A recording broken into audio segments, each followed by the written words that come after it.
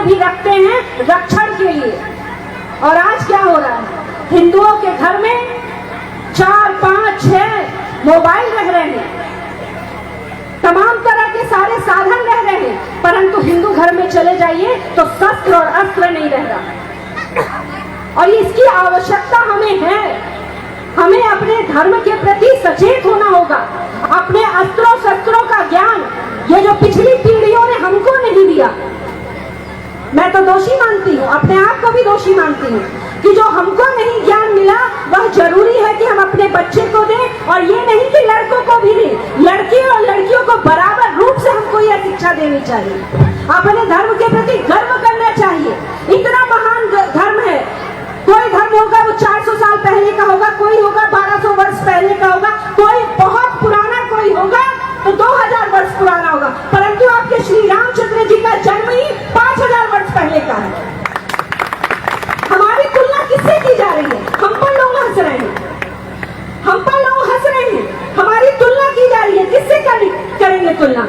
हिंदू धर्म का तो जब से जीवन चलना शुरू हुआ तब से हम हिंदू धर्म के लोगों ने अपना जीवन जीना शुरू कर दिया था। जब वेस्ट के लोग खाना खाने का तरीका नहीं जानते थे तब हमारे यहाँ के ऋषि मुनि एस्ट्रोलॉजी में अपने ग्रहों की गिनती कर लिया करते थे।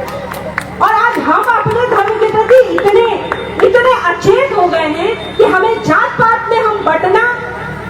कौन जात पात में बांटता है मेरे भाई? एक राजनीतिज्ञों को, मैं भी राजनीतिज्ञ हूँ, मैं भी पॉलिटिशियन हूँ, मुझे भी राजनीति करनी है। एक नेताओं के अलावा आप कहीं चले जाइए कोई जात पात नहीं होती। आप अपनी बेटी की शादी, आप अपने बेटे की शादी चाहेंगे कि अपने ही जात में करें, कहीं कोई और जात पात नहीं होती। परंतु जब राजनीति की बात आ जाती है तो सबसे ज्यादा तोड़ने के लिए, हिंदू धर्म को तोड़ने के लिए जात पात लेकर चले आते हैं। इसलिए मेरा आप सभी से आग्रह है कि जब पहलगाम में गोली चली, मैं आप सभी भाइयों बहनों को याद दिलाना चाहती हूँ, 26 लोग मारे गए जम्मू कश्मीर में, पहलगाम में, और किसी से नहीं पूछा गया कि तुम्हारी जात क्या है, पूछा गया कि तुम हिंदू हो कि मुसलमान हो। और जिसने कहा कि हिंदू है, जिसको पाया कि हिंदू है, कपड़े उतार के जांचा कि हिंदू हो कि मुसलमान हो, जो जो हिंदू पाया गया उसको मारा गया। तो तुम्हारी पहचान, मेरी पहचान, मैं राजपूत होंगी, अपने घर में होंगी, परंतु जब हम समाज में निकले तो हमारे बोलचाल से, हमारे रहन सहन से, हमारे हर ढंग से यह प्रतीत होना चाहिए कि हम हिंदू धर्म के वाहक हैं, सबसे पुराने धर्म के वाहक हैं। हमारे भगवान को कोई गाली देकर यूं ही चला जाए, यह कतई स्वीकार नहीं होना चाहिए। सिर्फ धर्म के नाम पर हम प्रतिमा लगाकर पूजन करें, बहुत अच्छी बात है, इससे जागरण होता है, सब में चेतना आती है, परंतु उसके साथ साथ हमें यह जरूर अपने आप में संकल्प करना चाहिए कि जब भी मेरे धर्म की बात आएगी मैं सब चीज छोड़कर अपने धर्म के साथ खड़ा रहूंगा या खड़ी रहूंगी। यही मेरा आज के दिन पे आपसे आग्रह रहेगा। माँ दुर्गा का पूजन है, मेरे साथी यहाँ जागरण करने आए हैं, आप सब सुनने के लिए बैठे हैं, मैं आप सभी का स्वागत करती हूँ। और एक अपने नौजवान साथियों को, जो मेरे नौजवान साथी हैं, हमने पिछली बार भी बोला था और आज फिर बोल रहे हैं कि ठीक है, हम माँ दुर्गा को बुलाते हैं, माँ लक्ष्मी को बुलाते हैं, माँ सरस्वती को बुलाते हैं, 9 दिन अलग अलग रूपों में हम माँ की पूजा करते हैं, परंतु यह पूजा तभी मेरे बच्चों सार्थक होगी जब तुम्हारे बगल से निकलती हुई लड़की अपने आप को सुरक्षित महसूस करेगी, तभी यह पूजा सार्थक होगी। ये दायित्व है तुम्हारा।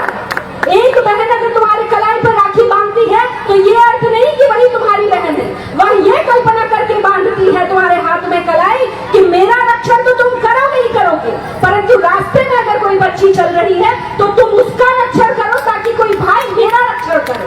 यह कल्पना, यह सोच माँ दुर्गा की पूजन के समय अपने भीतर लेकर आना चाहिए।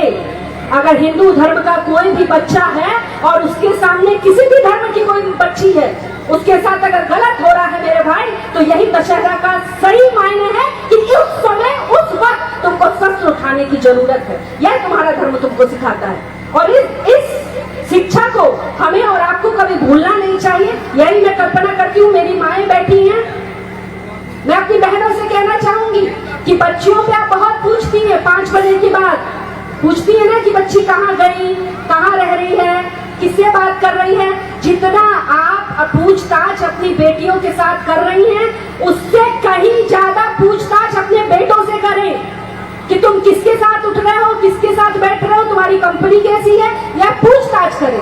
आप ही के संस्कार समाज में परिलक्षित होते हैं। कोई बच्चा कोई बच्ची गर्भ से गलत होकर नहीं आती। हमारा संस्कार का बीज हम उसमें कैसे डालते हैं, यह महत्वपूर्ण है। और किसी भी बच्चे की पहली शिक्षक जो है उसकी माँ होती है। तो हम महिलाओं का ज्यादा बड़ा दायित्व है, इसकी भी चिंता हम बहनों को करनी चाहिए। आप सब को मैं पुनः माँ भवानी का आशीर्वाद मांगना चाहूंगी अपने इस देवरी गांव में कि मैं तो भाई इस गांव की बहू हूँ, और जब से आपने मुझे दायित्व दिया है विधायक बनने का, जब से आपने अपनी बहू को विधायक बनाया है, मुझे यह बोलते हुए गर्व होता है कि मैंने उस विधानसभा में बताया है कि मैं बलिया से आई हुई कोई बहू हूँ। मैं अपने कर्तव्यों से, अपनी बातों से, अपनी हर चीज से मैंने यह बताने का प्रयास किया है कि कोई गूंगी गुड़िया यहाँ नहीं आई है। ऐसी महिला जीत कर आई है जो बलिया की बागपन का प्रतीक बनकर उभरेगी। और मैं चाहती हूँ कि आप सभी का आशीर्वाद सदैव अपनी इस बहू पर बना रहे। कोई गलती, मैं भी मनुष्य हूँ, मुझसे भी गलती हो सकती है, कोई गलती हो अपनी बहू का कान पकड़ के आप उसको बता सकते हैं, उसको मैं सही करने का प्रयास निश्चित तौर पर करूंगी। और मैं चाहूंगी कि आपका आशीर्वाद यूं ही निरंतर मुझ पर बना रहे। इन्हीं सब शब्दों के साथ एक बार वाणी को विराम देने से पहले बोले